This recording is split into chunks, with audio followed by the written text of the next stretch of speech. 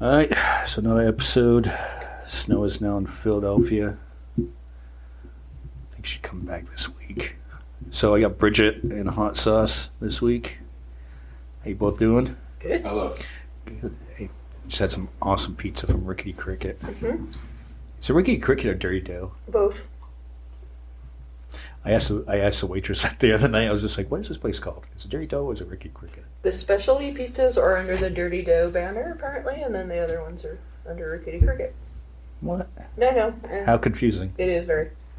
So how did you place an online order? Thursday I placed an online order for Monday to pick up because it allows you to do that. 2 days ahead. And I got a weird text message saying, come get your order on Thursday, even though it was supposed to be Monday. So I tried to call. Their phone wasn't working. So I went in Sunday. I was in town already, and I just popped in to make sure they got my order. Everything's good, don't worry. And then I got there today, and it hadn't started it yet. So they still have some bugs to work out, apparently, with their online ordering system. But the pizza was good, and they kicked ass to get it ready for us. So, Hey, it's all over the end. Good help's hard to find these days. Yeah. It was only about a 15-minute delay. Not bad. No, it was good stuff. Mm-hmm. So, did you watch Friends? Were you a Friends fan? I was not a Friends watcher. Did Hot Sauce? Were you? I did watch a lot of it. Yeah, Watch not it. necessarily when it came out, but The reruns? I think I've watched every one of them, but maybe not. But probably. I did. I was like religious right from the first year all the way through. And that used to take a commitment because it used to be on Thursday nights at 8. Sorry. And, it wasn't like today where you can just DVR it on it. I mean, I think I recorded some, but for the most part I was watching live. And it was sad to see that Matthew Perry passed away. Only 54 years old. Yep. Cardiac arrest in the hot tub. Terrible. He went through a whole lot of struggle. He spent $7 million on rehab over the years. $7 million. Yeah. But we see that, he was, taking something like 400 Vicodin a day. Mm-hmm. Just nuts. Which, there's a whole lot of speculation on what might have happened, but I just think was you abuse your body that much over the years. Heart gave out. The heart just gave out. Yeah. It's sad to say. He was my favorite character. Just one more thing. In Lewiston, Maine, they found the shooter dead. I was kind of hoping they would catch him, but after a day or so, I sort of knew what would happen. And I know Hot Sauce, you're more conservative than I am, and Bridget, but I think both of us, Bridget and I both feel the same way about the Second Amendment and stuff like that, as far as everybody should have the right to have guns. But in this particular case, this guy should have raised enough red flags to say, no, you should have taken those away. There was a yellow flag law in Maine, not a red flag law. So he was not in the system, I guess. That should have been. But they were aware of him. Yeah. Though. I don't know. Doesn't that... Even a yellow flag, shouldn't that raise kind of a, hey, let's look into this? Yeah. One of the press conferences, I think it was a sheriff who kind of tongue-in-cheek said, we didn't know about him. So I'm sure this story's not over. There's some other things probably going to come out, but who knows? Oh yeah, and a lot of it, that's up to the law enforcement to whether they want to try to enforce this or not. And if you believe in certain ways, then you're just going to go, no, we're not even going to look into that. But not like anything's going to change. I'm ashamed I have the same name as the new speaker. I made a joke the first day. I'm like, hey, they could have at least called me. And then, you're the not creepy person. Yeah, he is weird, isn't he? Yeah. Guy's he seems like he would have some skeletons in his closet. Oh, yeah. And I thought it was just me. Like everybody's, that guy's got something going on. So, yeah. Yeah. And then I know he said, and then we'll leave it at that, is he had said, well, now's not the time to do anything about this. And that's the whole rinse and repeat thing. Now is not the time. Well, when's the right time? And I think almost everybody, all my conservative friends also agree that in this case, this particular case, this guy shouldn't have had him. Mm-hmm. All my conservative friends, like 100% of them are completely for background checks.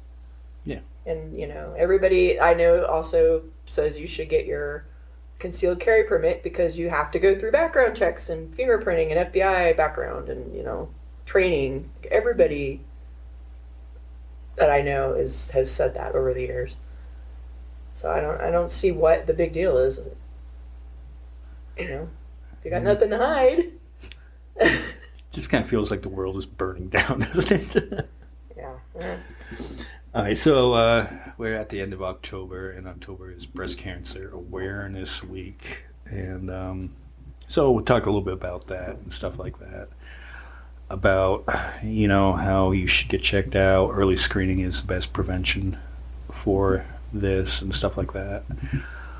I've got a friend who is currently going through this struggle, and it's not fun to see somebody you care about going through this. So what was your experience, Bridget? Okay, well, first off, I want to put a disclaimer out there for women listening. If you are at greater than average risk, you have family history, or you have any symptoms at all, do not hesitate to get a mammogram. So I want to put that out there. What I'm going to talk about is for women at average risk, and I'm going to talk about something called DCIS, ductal carcinoma in situ. It is a slow growing, they call it indolent. It doesn't usually go invasive, but it actually makes up for, depending on what study you read, and I'm a medical junkie. I read PubMed all the time. It's a great source for information. But depending on what study you read, DCIS now makes up between 25 and 35% of all breast cancer cases that are diagnosed. And that is because of the the mammogram screening this country has been doing for the better part of 40 years. What led me to get so interested in DCIS is I was told I had this disease recently. So anyway, I'm gonna put the facts out from the research I've done, and I'm gonna tell my story, and I'm gonna leave it up to those of you listening about what you would want to do with your health. But and I'm gonna try to keep my disappointment in what happened to me, at a minimum. But okay, so can you explain DCIS? Is that it's ductal carcinoma in situ? Some doctors are. It's what's called stage 0 breast cancer. Okay, there you go. Some doctors are of the opinion that it should not even be called cancer, because it's not cancer. It is. It's often seen in calcifications, which show up. Actually, calcifications show up on about 50% of mammograms. They're very common. 80% of calcifications are benign. I have calcifications that look suspicious, and I've had one previous biopsy of calcifications, and it came back just fibrocystic changes, as I am going through menopause. 6 months later, some new calcifications showed up. I was given something called BIRADS-5 on my mammogram, which says that the imaging shows something that we think is 95% positive for malignancy. It's like a red alert. So I had the mammogram. I was brought into the office here in Kingman with the radiologist and some other staff.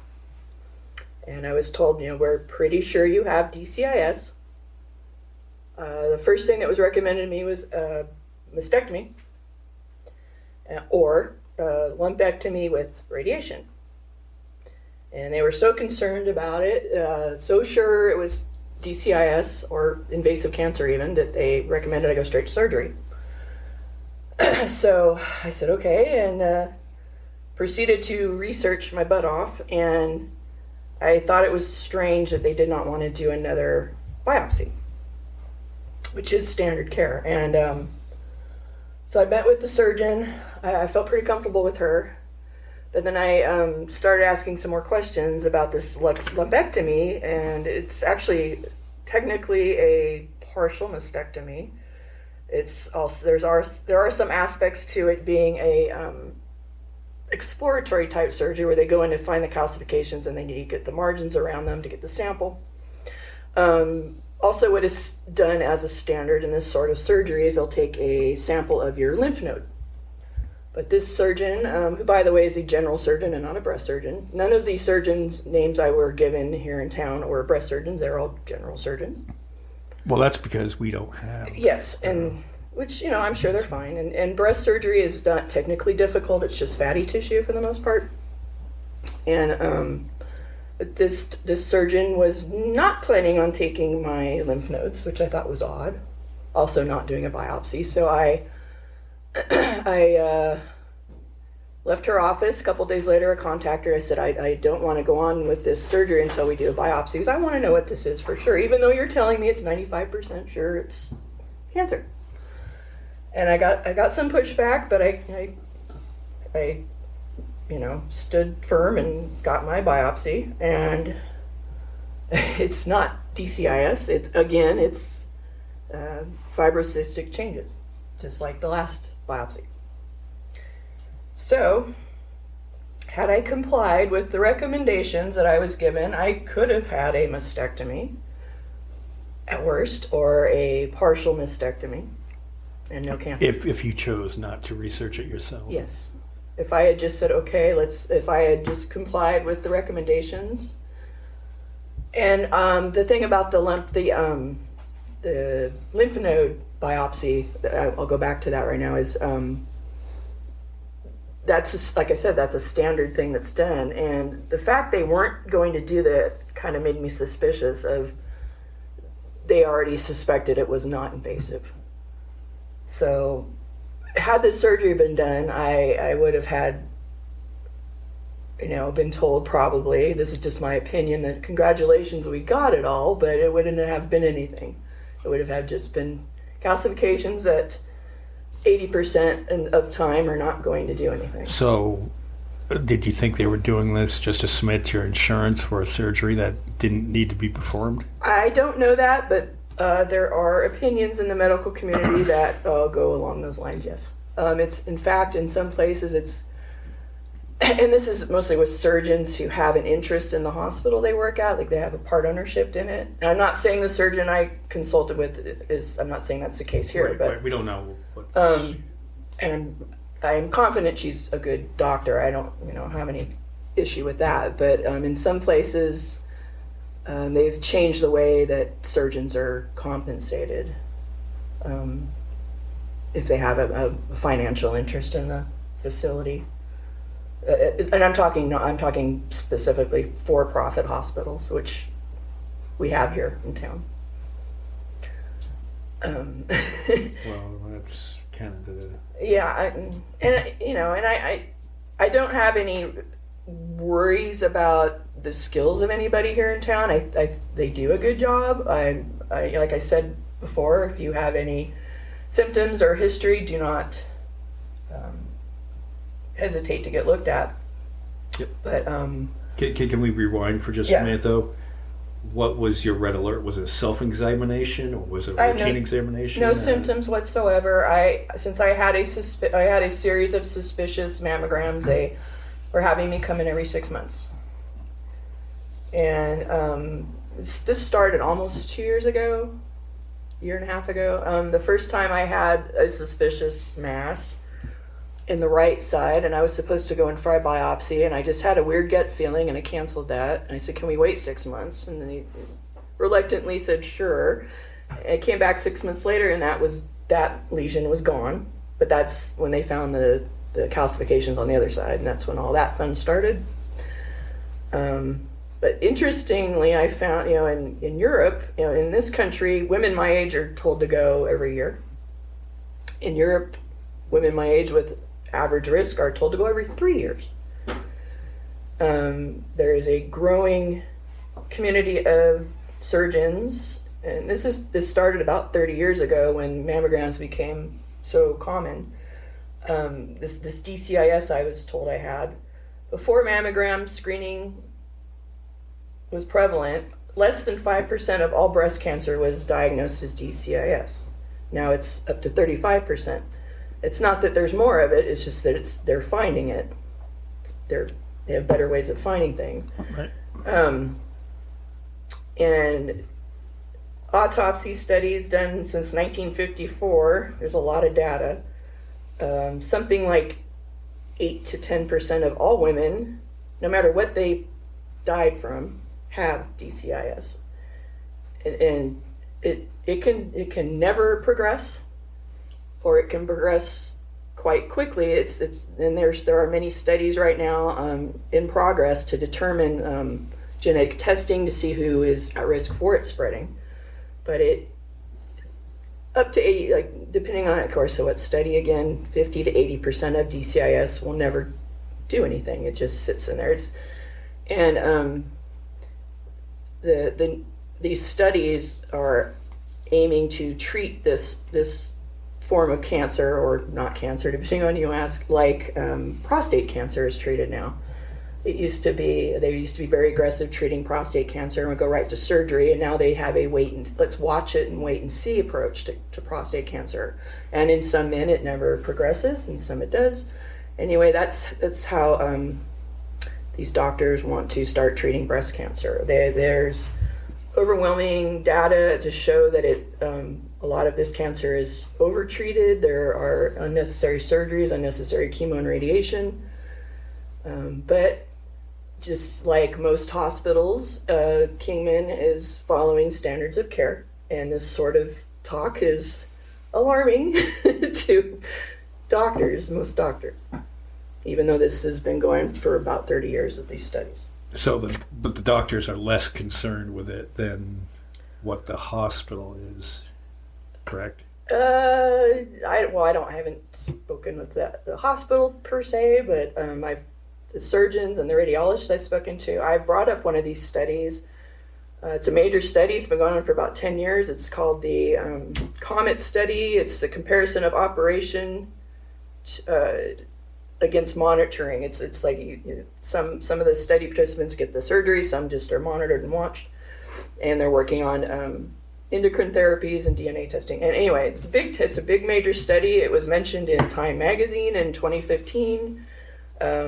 And all of the staff I asked about it, mostly the radiologists, never heard of it, which was another kind of shocking thing. And I kind of got in one of the radiologists' face about it. But he's the one I'm going to actually mention that my names. I actually do like him, is Dr. Goss, Goss. He did both of my biopsies.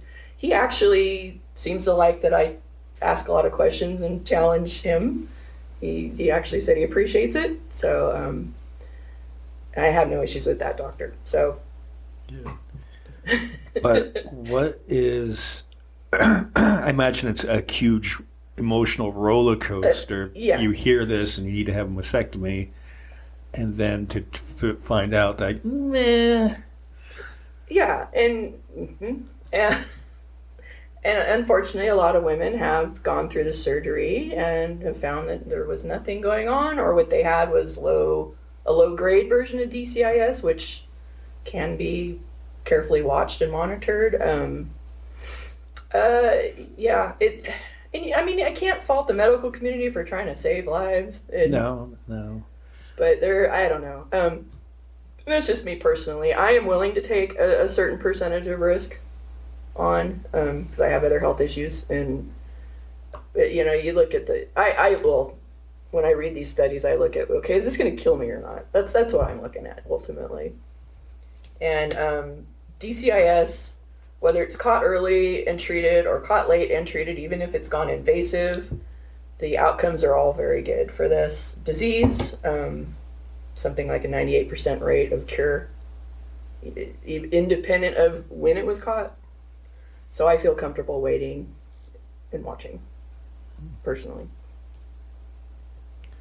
It's just kind of crazy. But, I think we've talked about this, is when you're in kind of rural areas, you don't always have the access to the best health care. Mm-hmm.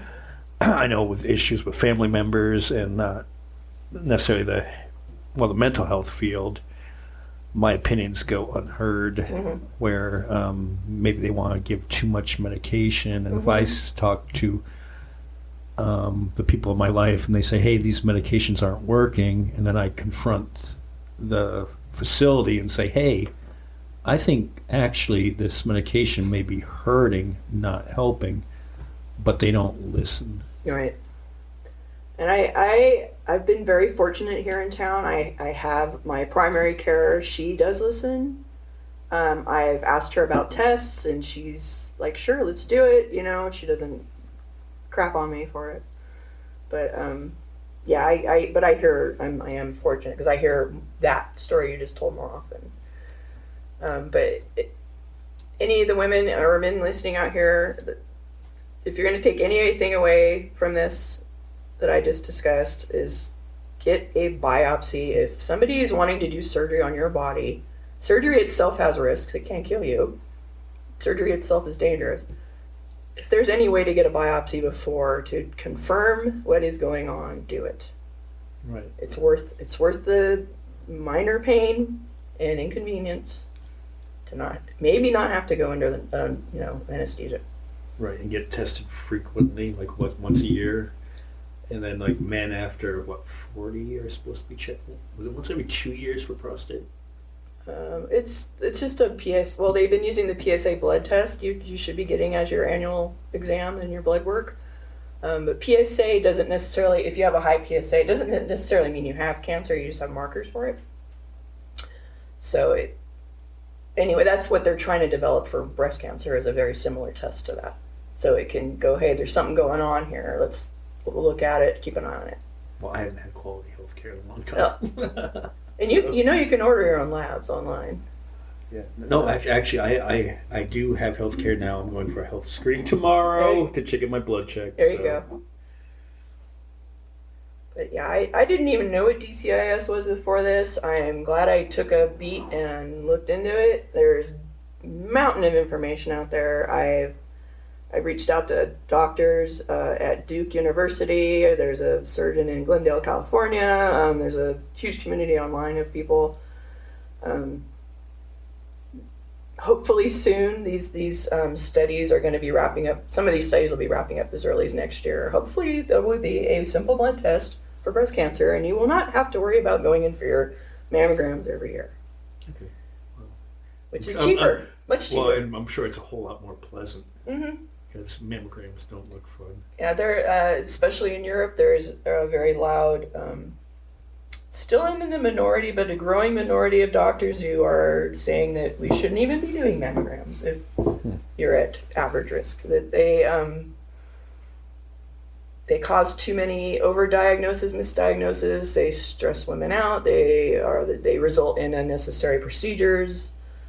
There's a lot of cancer they don't even find anyway. I realize how controversial that is. But yeah, I look at the data. I look at the same sources doctors and medical students look at. Well, yeah, and that's a big thing that I don't think people do, is they just take the word of their doctor and just go like, okay, yeah, doctor, you know best, and stuff like that. Yeah. And which, I believe in science and stuff like that, and I'm sure 95% of the cases that is true. Mm-hmm. But yeah, to do your own research. Yeah. And not on WebMD, because if I hurt my finger and go, is that arthritis? It's like it's cancer. PubMed's much better. It's not perfect, but it's pretty good. But like I mentioned, Duke University, University of San Francisco, the Mayo Clinic, major hospitals and teaching hospitals are getting on board with this new way of thinking of treating breast cancer, this much less invasive way. And hopefully soon that will be the standard. Yeah, so yay science. Yeah. Yep. All right. So Hot Sauce, what have you been up to since the last time we talked? Quite a bit since last time. It's been a while. It's been a while, yeah. I've had a thing in my rear side that keeps me from being young, so I'm feeling old. He's got the sciatica. My sciatic's been Oh yeah, that. bugging me. Oh man, I got the same thing, and it's only been like the last 9 months or so. I'm like going, hey, how come I can't, do that anymore?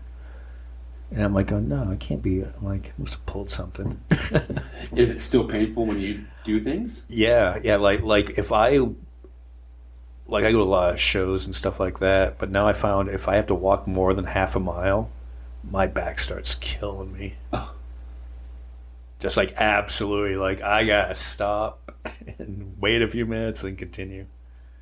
But then driving back from Vegas, if I sit down in the car, by the time I get home, I'm fine. So Well, yeah, it's just such a weird thing. I have a friend down in Phoenix, and he goes, I've had both sides, and they did surgery. He goes, it's so much better. And I'm like, okay. And so I went and saw my doctor, and they're like, yeah, but we're gonna start with this, and it's just rehab. And I'm like, so someone's gonna be telling me to do push-ups or whatever. And I'm like, well, okay, I guess they want to see something instead of just go straight into what it is. And I'm thinking, how did my friend get it? 2 of them done within like a year and a half. And it only probably took him 6 weeks. But up here, I'm like, and I haven't even heard back from him yet. And it's been weeks. And I'm like, so it takes weeks, at least weeks. I'm like, what are you taking so long for? I don't get it. I have a problem. And you're like, we'll get to you someday. There is a shortage of physical therapy appointments in this town. yeah. I had to forego them. Well, do you think that's because you used to do motocross and stuff like that? Because that would beat the hell out of your back. Yeah, well, I have, problems from that. But yeah, this was not. I was running and stuff like that for weeks and weeks. I mean, I'm always active, even ever since. But when this happened, I just felt a little tinge, and then I was like, okay. And the next, I was doing my exercising or whatever, and I could feel it.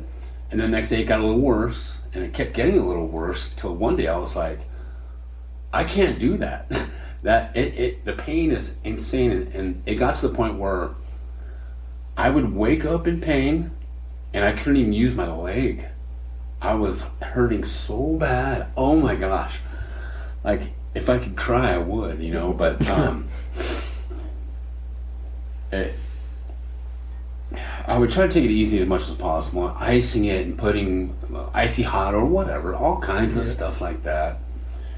And it is way better than it was, absolutely. And but it's been like, I think since it was like April or May or something that happened, and so it's been quite a few months, and I'm like, because I'm so active, I notice it constantly instead of like, I'm taking a month off anyways. That's not how I am. I'm like, no, it's been a few minutes, I need to go, So They either chase you around with a knife in this town, or you can't get them to cut you open. That's true. Very true.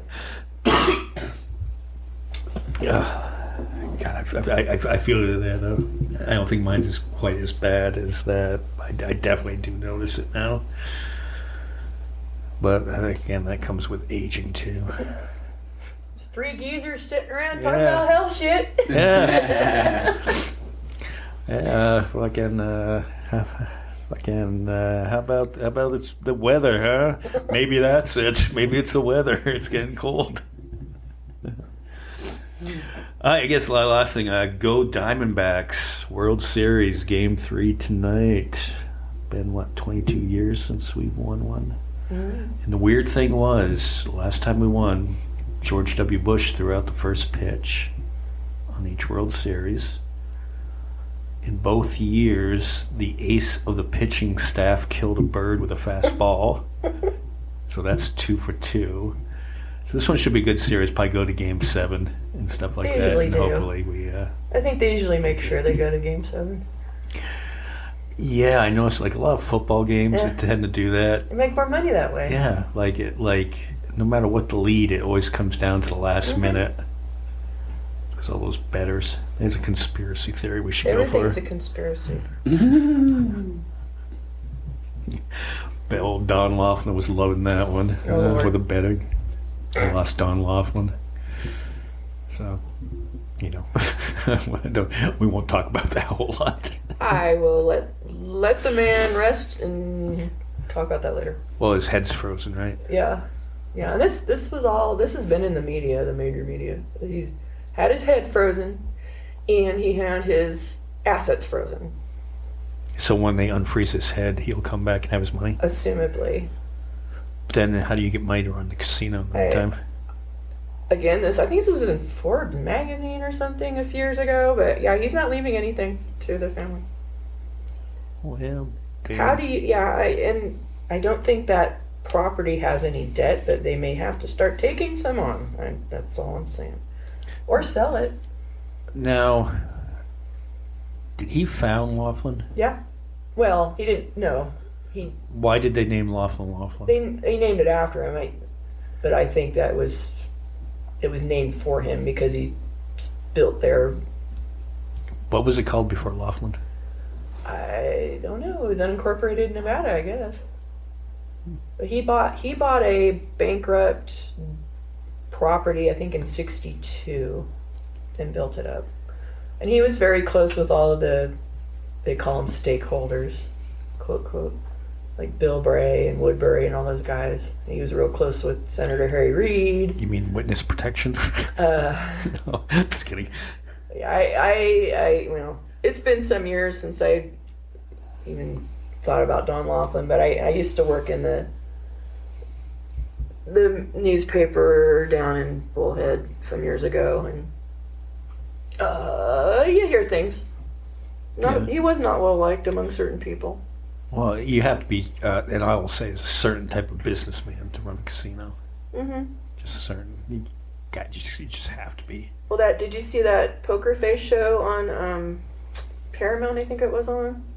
No, but I heard the first episode was very, very much, I think, very tongue-in-cheek.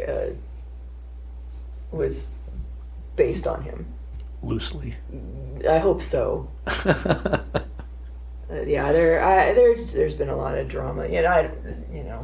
Going back years, but the people who frequented his property loved him because he'd get out amongst the folks. He'd buy you a drink and sit down and talk to you, and ask questions. And no, he could tell when we passed away a couple weeks ago that he was very loved in this area. Yeah, which is. We'll save that for another time. Yeah.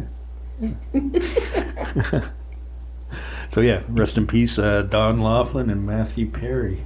Then we'll just end it on that.